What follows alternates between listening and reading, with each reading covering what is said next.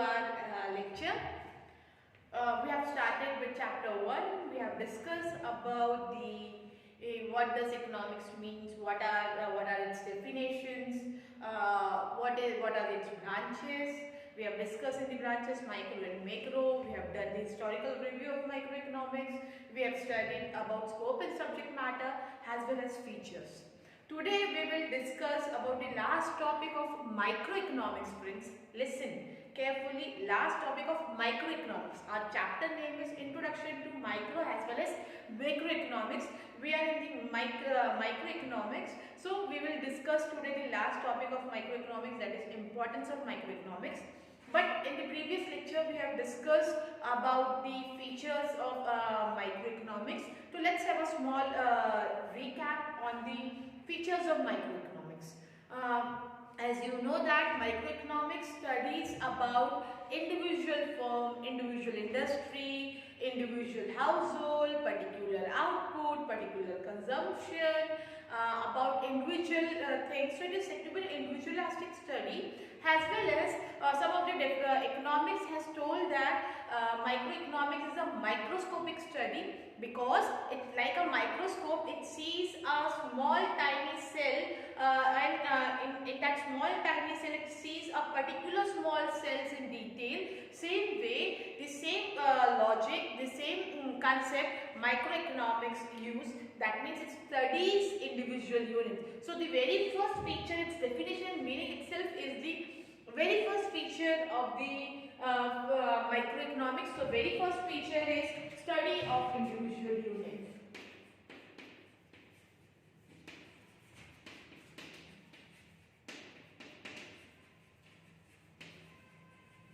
That means it studies the individual unit such as particular firm, particular industry, individual consumer, individual demand, individual supply, individual consumption, individual output. So it studies the individual unit in detail. So very first feature talks about the study of individual unit. The second feature talks about price theory. As friends, in scope and subject matter itself we have discussed price theory. Price theory is nothing but how the prices of particular product and the prices of factor are determined. How the price of a particular product is determined? The answer is very correct. It is determined by the demand and supply analysis. Demand and supply analysis are what? It is nothing but market forces. So the price of any particular product can be determined by the demand and supply analysis. That is nothing but market forces. Then I have told how the price of factors are determined. How it is determined? There are 4 factors of production: land, labor, capital, entrepreneur. All these 4 factors of production, they are rewarded with certain rewards. Like land, if it is given in for the use by this for someone else, to the someone else, so they will give the reward as rent. Same way for the labor, when labor is providing the service, economical service, so he will be getting wages and salary. When capital is invested, it will be rewarded with an interest. Same way, when entrepreneur is giving his ideas and plan, so he would be rewarded with profit or loss.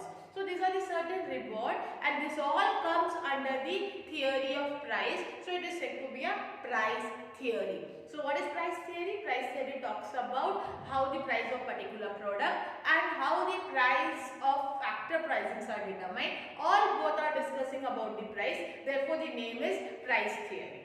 Then the third one is, the first one was study of individual unit. Second one was price theory. The third one is partial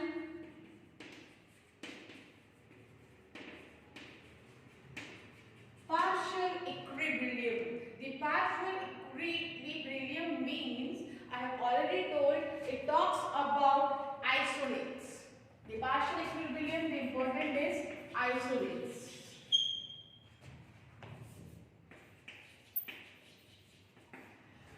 What does this mean? In the microeconomic theory, in microeconomic feature, one of the third feature is partial equilibrium? Partial equilibrium means it assumes, it isolates from the other forces and assumes that other things remains the same. That is Citroparibus assumption.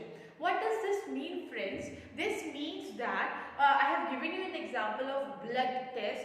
For example, when we go for the blood test, so what does the blood test wala do? He will ask you to lay down and remove all the blood from your body. Is it that? No. He will take some sample of the blood from your from your body, and he will assume that whatever blood he has taken and the remaining blood which is inside within the body is same. So other things remain same. So what he is doing, he is isolating the small quantity, a small unit from the other forces and then study it into a detail. So we have spoke about the study of individual unit, price theory, partial equilibrium. The fourth one, so you have understood partial equilibrium. The fourth one is based on certain assumption.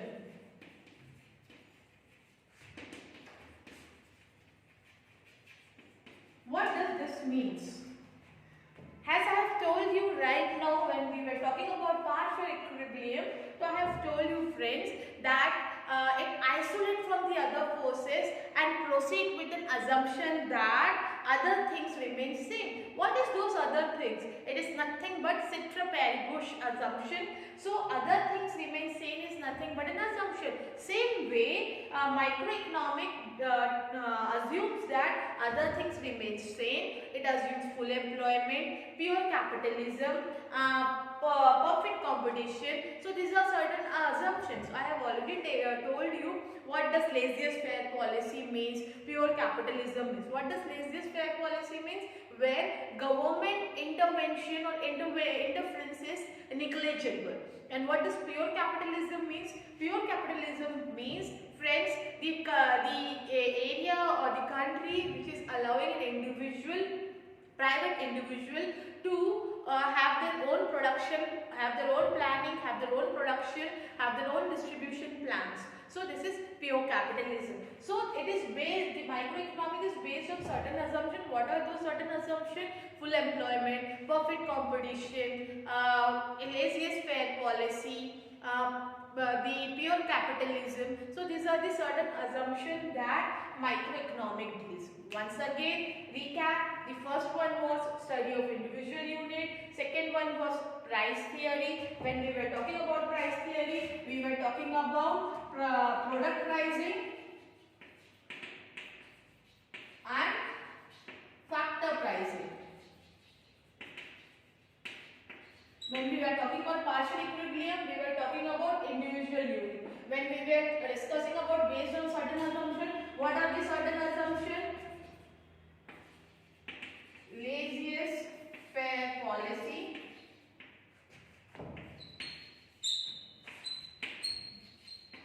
pure capitalism, other things remain same. So these are certain assumptions given by. It's very big, so I will prefer not to write so much, so that we should have a place. Then the fifth one was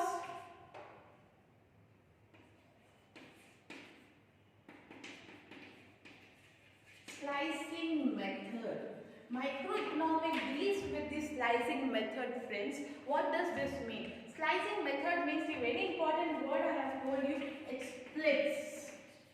What does it do? It splits. That means that whenever we are talking about the microeconomic, it will use the method of slicing way. That means it will slice the particular unit in different slice and then study it in detail. That means it will split the individual unit in different slices, and then one unit he will, from that the sliced unit he will study in detail. For example, I have given you an example. Suppose this is 12th commerce of Sancheti. If I want to study how does the 12th commerce of Sancheti students studies economics, what are their performance, how are their behavior towards the subject economics. So what I will do is I will slice this 12th commerce into different sections. Suppose A, B, C, D, E or D. After slicing it, what I will do, I will take one slice. Suppose I am taking E section and then study in detail. So what I have done, I have splitted the individual unit in different slices. So that is slicing method. We have done with the five features of the microeconomic: slicing, study of individual unit, price theory, partial equilibrium based on certain assumption. Fifth one is slicing method. Then it is principle of marginalism, uses of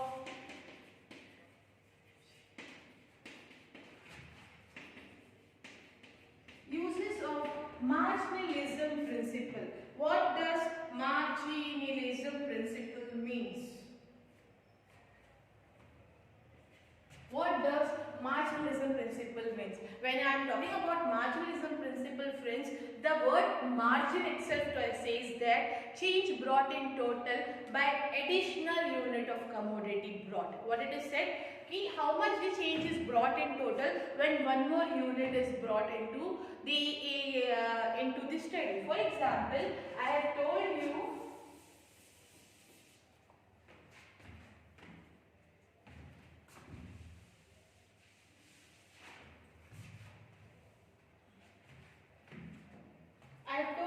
the example of the cricket score. Suppose in first over they have scored 10 runs.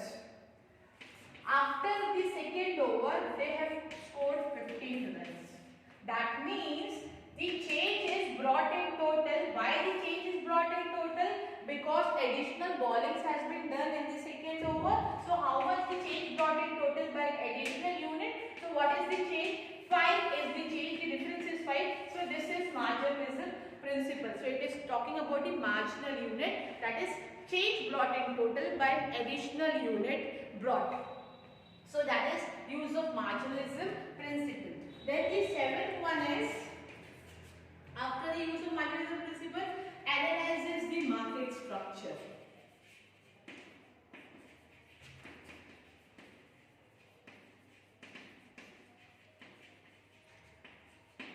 What does market structure means? Analyzing market structure. The word analyze means it is allocating the different sources, what to produce, how to produce, for whom to produce, what quantity should be produced, what resources should be brought in, from where the resources are to be taken. So these are the certain questions that microeconomic deals with and study those questions.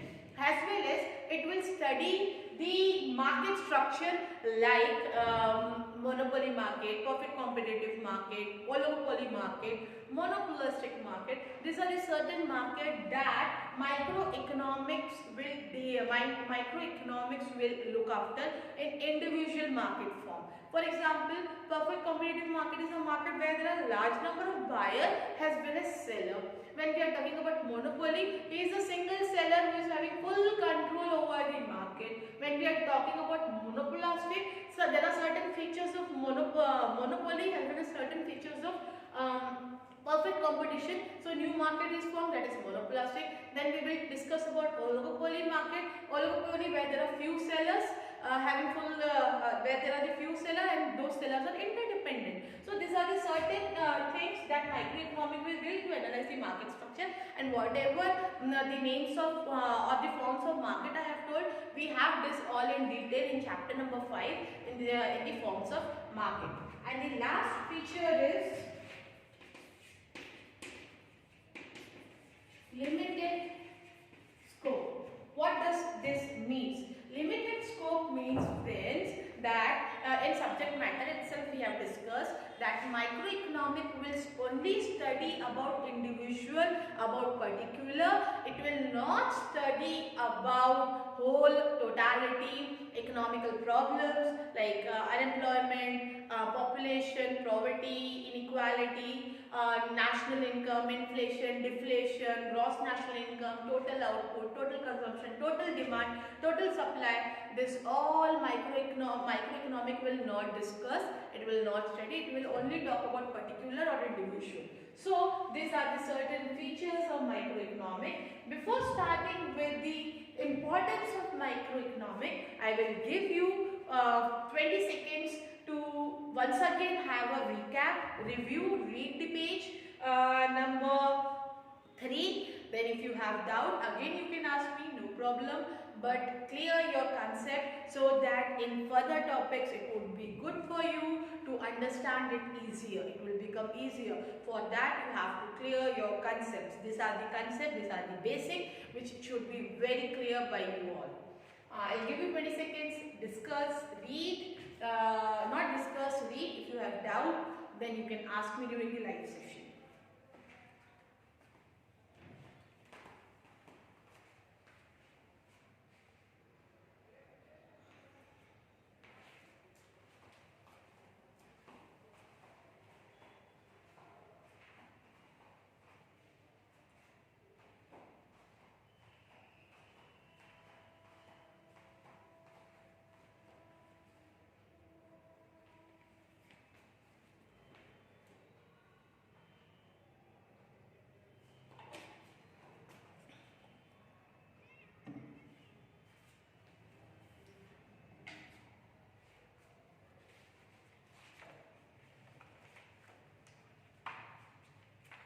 Read it carefully, giving you time during the video itself to read down.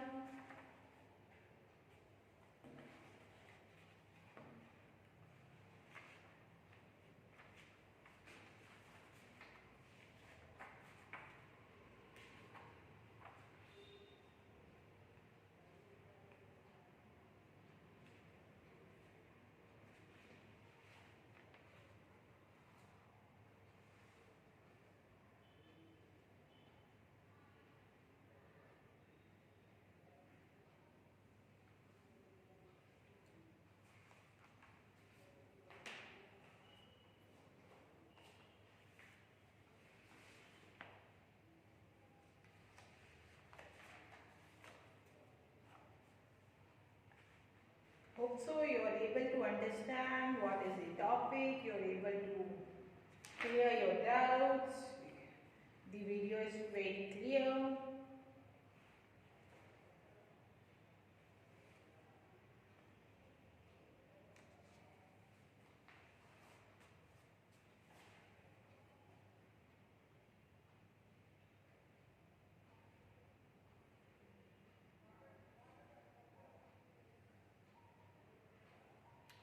Shall we start with importance of microeconomic? Hope so this much time is enough for you all for reading. Let's start with the importance of microeconomic, the last topic under the microeconomic heading.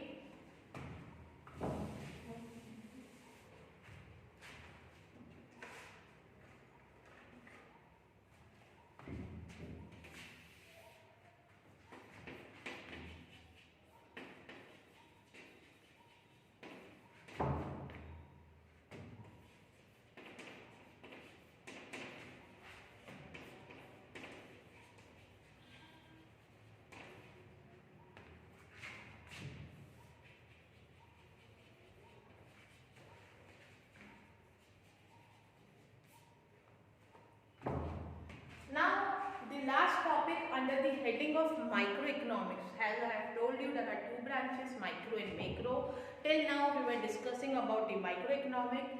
Before going towards the macro, the last topic, that is the importance of microeconomic, let us discuss on that. The very first importance is price determination.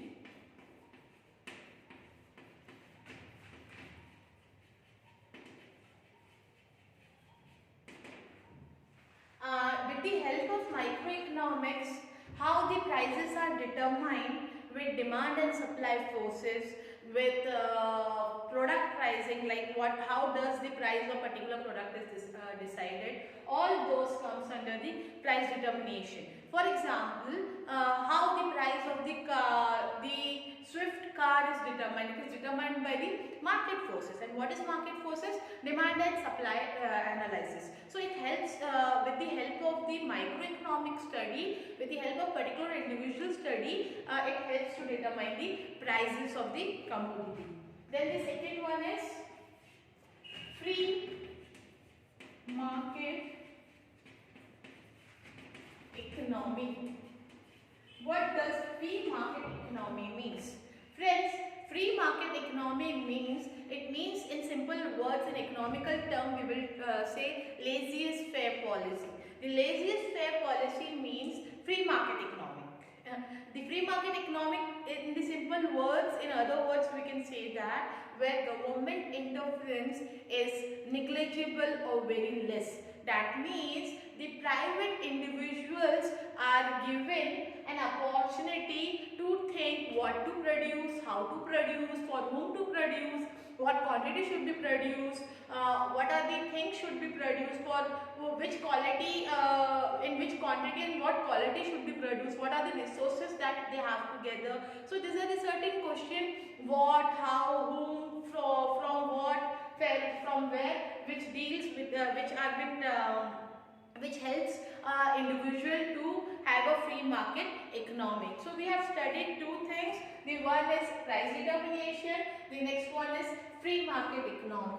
Under the price determination, we are talking about how microeconomic explains the prices of the different products and the various factors are determined. Again, see, the price theory is discussed under price determination. What it is saying, what are the reasons, what is the thing that will determine the price? It is determined by nothing but demand and supply force, and as well as by the factor pricings, that is land, labor, capital, entrepreneurial rewards. Then free market economy, microeconomic helps to understand the working of free market economy. For example, where the economic discuss regarding the production of goods, what to produce, how to produce, for whom to produce, for what are the quantity should be produced, to the what category of for the which category of consumer should be produced. So these are the certain questions that helps to for individual level,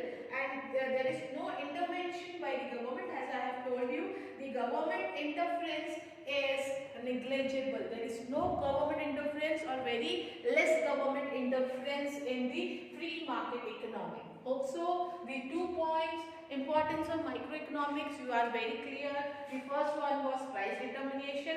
This price determination we have studied in different heading, like in scope and subject matter under price theory we have studied, in feature again we have studied in the name of price theory. In importance, we are discussing about the price determination. In the price determination, how the prices of any commodity is determined? It is determined by the demand and supply force as well as factor pricing.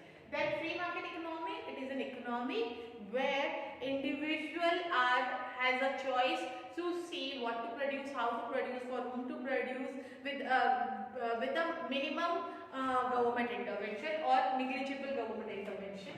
The third one is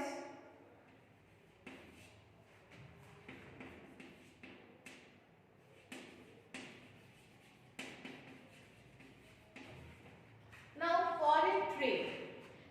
With the help of microeconomic study, it helps to foreign trade to the government to understand the tariff rates, to decide about what are the what are the currencies for the exchange, what are the rates for the exchange of currencies, to how much gain in international trade. So this all are been with the help of microeconomics. This all can be studied in detail. For example, again in foreign trade means import and export or interport. In this time, it helps microeconomics helps to study the what are the tariffs of the what are the tariffs for importing and exporting, what are the currency rates for exchanging the currency, how much is the gain in the international trade. These all are discussed in foreign trade. Microeconomics in simple word we can say, with the help of microeconomics, foreign trade becomes easier. Then the fourth one is economic model building. Friends, what is economic model building? Model building is nothing but a blueprint, we can say. For example, before explaining this, I would like to give you an example. For example, for doing a construction of any building, like for constructing an office. So what will be the first thing that contractor is going to do? He is going to have a blueprint. Okay, here would be an office, here would be an hall, here would be a sitting arrangement, back side would be a back office for the people to work over there. So these are the certain functions these are the certain things that he will keep in his mind while preparing the blueprint. With the help of blueprint, when the blueprint is done, okay, this is fine, now we should proceed with the practical building, means we should proceed with the construction. Same way in microeconomic, before studying an individual unit or any individual economic unit, microeconomic will have a blueprint, or it will have a simple map for the complex economic problem. So this is the way we have to solve it down. Like for example, another example I can give you, for running a mother, when she runs a house with a minimum amount which he gets in her hand for managing the home. So what she will do, she will prepare a budget. So that budget is nothing but a blueprint. Okay, in this much she has to spend for this and this much she has to spend for another activity. So what she is doing, making a budget. That budget is nothing but a blueprint for running for the whole month. Same way, microeconomics also have the blueprint to understand the complex economic, to make it smoothly, to work it down. So we have done with the four importance. The very first one was price determination, second one was free market economy, third one was foreign trade, fourth one was economic model building. Again, some time will be given to you to read it down. If you have doubt, you can ask me. I give you some seconds, 20 seconds to understand. If you have doubt, you can ask me. Then we will proceed with the further three importance which is left.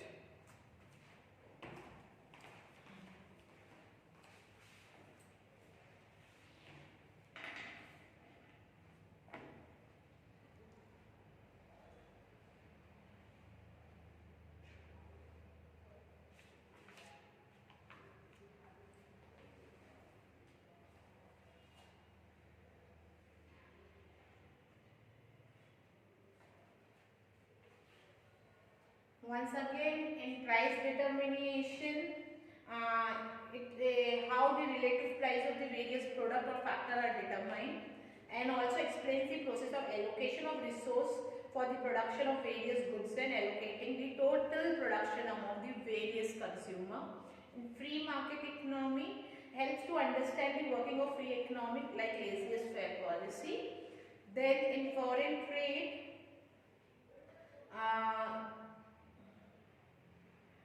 many aspects of international trade like tariff determination, exchange rate, gain from international trade can be explained with the help of microeconomic analysis. It is useful in a public finance analysis. It includes the efforts of particular taxes.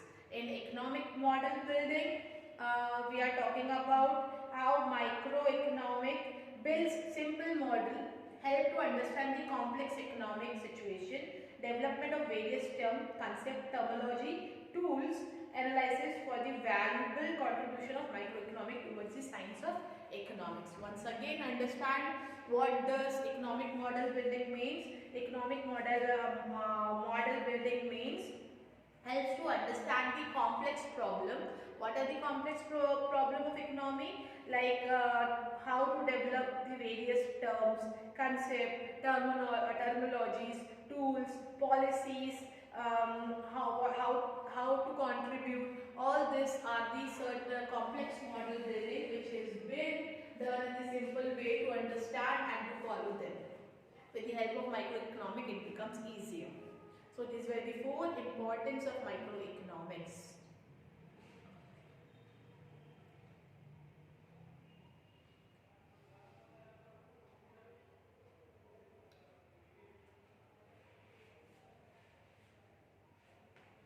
Next one is it helps businessmen in decision making. So we can say business decision.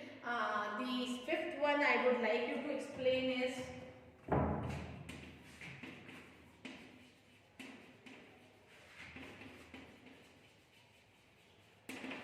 business decision means, friend, it helps businessmen to decide to take a decision for the cost of production, how to maximize his profit, how to maximize his output, what should be the cost of production, what should be the prices of commodity, how much salary should be given to an employee for doing certain kind of work. So these are the certain business decision, whether the new implementation of policy should be done or not, whether the new branch should be open or not. So these are the certain business decisions that businessman will do. So microeconomic helps to understand the individual unit of his own and business unit, so that he can take the decision easier. Then same way it also helps useful to the government.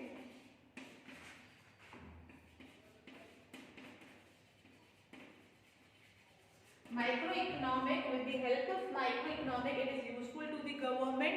With the help of microeconomic, government can easily decide what should be the taxes, where should be the development required, which area, which unit should be given more importance. So what should be the policy, what should be the protocols to be implemented. So with the help of microeconomics, it is useful to the government. For example, as now we are stuck in the COVID situation.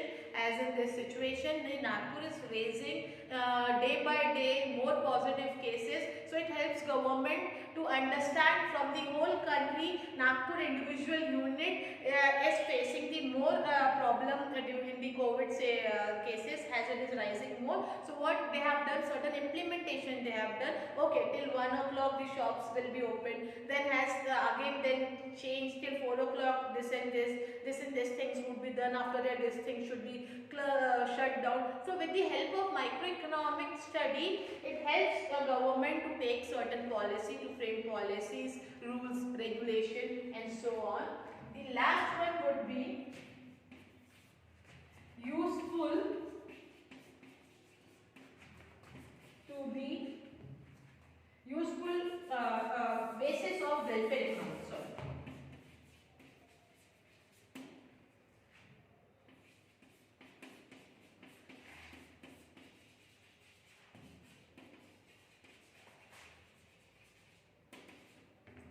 Now, microeconomics talks about the basis of welfare economic. What does this mean? The welfare economic, as I have told you in the scope and subject matter theory of welfare, it deals with allocation of resource so that it should be used in such a way that no resource should be wasted. Because resources are limited, wants are unlimited, and to save our resources, no resource should be wasted. If resources would be saved, automatically it would be well-being for the society, well-being for the people, well-being for the everyone. So with the help of microeconomic, it is based on the welfare. Microeconomic is based on the welfare of economic. So these were the certain seven importance of microeconomics. Have a review on the 4th, 5th, 6th, 7th point. Then we'll have a small revision on the importance of microeconomic once again.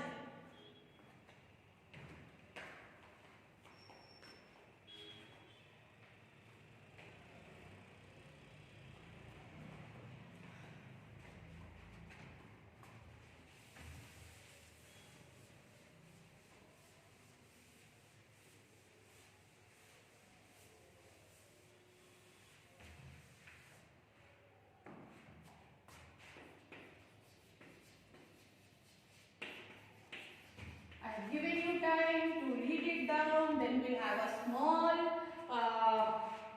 opening of macroeconomics, introduction of macroeconomics. Before that, the last topic of microeconomics and its importance, go through it. The first one was price determination. Under price determination, they used to determine the prices of particular product, and factor pricing. Free market economic, where laissez-faire policy is used, where individual is given a freedom to plan for its own production distribution system. Foreign trade helps to decide the tariff rate, what are the exchange rate of the currencies, gain of international trade. Then in economic model building, it helps to form a simple model to understand the complex situation of economy. There are different complex situations, so it helps, microeconomics helps in model building.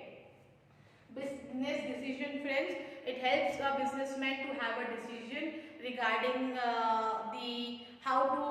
what should be done to maximizing output, maximizing profit, what should be the prices, what should be the cost of production, how much should be stay invested. Also helps government, useful to the government. It helps government, microeconomic study helps government for deciding the taxes, policies, the rules and regulation, protocols. Then the last one was basis for the welfare of economic. Microeconomic study itself is done for the welfare of the economy. I'll give you some time to read it down, then we'll have a revision, then we'll have look towards the introduction of macroeconomics.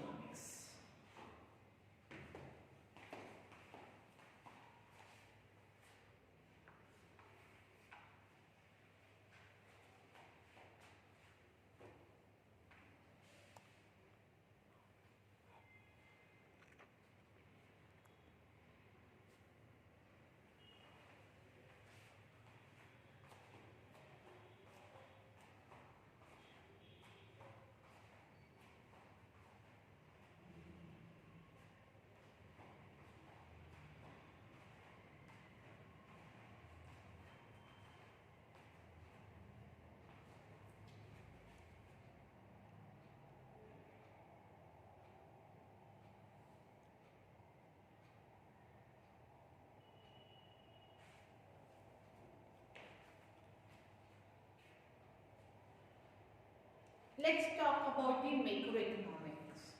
What is macroeconomics? Macroeconomics is also one of the branches of economics. In macroeconomics, it is talking about total, aggregate, totality. That means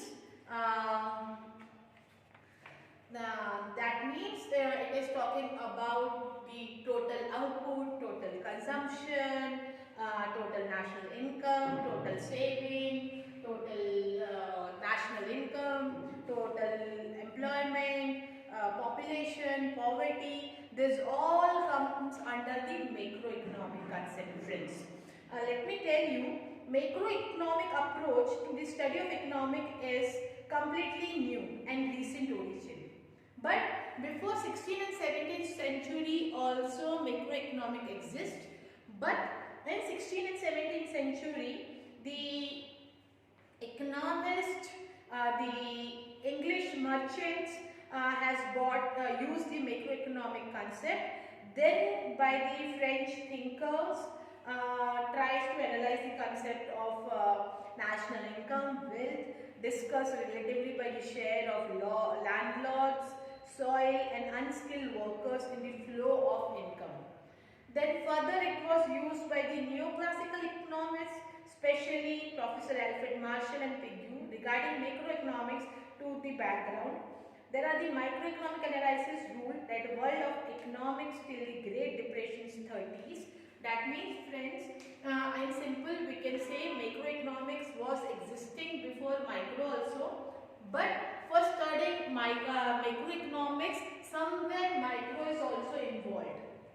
When all individuals are brought together, it becomes totality, it becomes aggregate. Same way for studying macro, micro study is also important. Then after the Great Depression, we find that revolutionary and functional changes in economic thinkers, Lord Lord John Maynard Keynes published his famous book General Theory of Employment, where he has mentioned interest and money, published in 1936. Keynes used macro approach to analyze economic problems. After publications of Keynes' theory, macroeconomic analysis become more important and popular to the economic analysis. So who made macroeconomic popular? We can say Lord Keynes made macroeconomic popular. Who made micro popular? It was the person Professor Alfred Marshall. But for macro it was Lord Keynes. After publishing his book, the book name was General Theory of Employment and Interest in Money. After this, he has explained the macro concept. It became popular. Then there were many other economics who also try to explain macro concept, like Malthus, Karl Marx, Wicksell, Fisher are the other economists who have participated in development of macroeconomics. So, for understanding the macroanalysis, theory of growth and employment is very important. Let's see some of the definitions of macroeconomics. By J.L. Hanses, macroeconomics is a branch of economics that considers the relation between aggregates such as volume of employment, total amount of saving, investment, national income, etc. Once again friends, Professor J.L. Hanses says, macroeconomics is the branch of economics which considers the relation between large aggregates such as volume of employment, total amount of saving, investment, income, etc. Then again by the Professor Kenneth Boulding, macroeconomics deals not only with individual quantities such as but with an aggregate of these quantities, not with an individual income but with a national income, not with individual price but price level, but with an individual output, not with individual output but with national output. In simple words, we can say that the Morris Dobb is saying that the macroeconomics will not look after individual but it will look after the totality, aggregate as a whole concept. So this was the meaning and the definition of macroeconomics. Before starting with the scope and subject matter of macroeconomics, we will discuss about the scope and subject matter in the different class. But understand this, the macroeconomics, before the macroeconomics also exist. But in 16th and 17th century, the followers of merchantiles, the group English merchants, used this policy to the government based on macroeconomic. In 18th century, French thinkers analyzed this concept of national income and wealth. Even classical economic theories of Adam Smith, Professor Ricardo, James Mills discussed the determination of national income and wealth. But macroanalysis was combined with microanalysis. After the Depression, the Lord Keynes published the famous book General Theory of Employment, Income and Money, Interest and Money in 36, which become more popular, and there are many other economics who has also contributed towards the macro concept. When we are talking about the macro concept, the macro analysis is the branch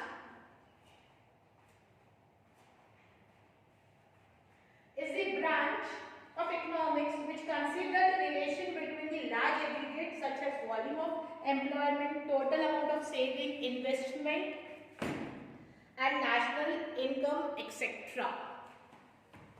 So for the today class, we have discussed about what does macroeconomic means. In simple words, I can say that macroeconomic is nothing but it is the study of aggregates, totality. For example, it is study of total output, total saving, total consumption, total demand, population, poverty, unemployment, the total consumption, total savings, gross national income. This all concept comes under the macroeconomics. Friends, let me tell you, this macroeconomic concept was also exist before micro concept, but in 16th and 17th century, the English merchants used this concept for framing the government policy. Then after that, in 18th century, French thinkers has used.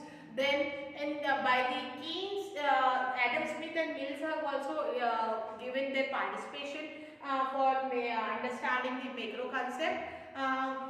But Lord Keynes, in the books of employment, interest and money, he has explained this macroeconomic and he has made popular. There were more other economics who came towards the study of macro concept. They have also used that we are going to study. Then I have told you two definitions which are in your books also, I think, by the Lord Lerner and Morris Dobb.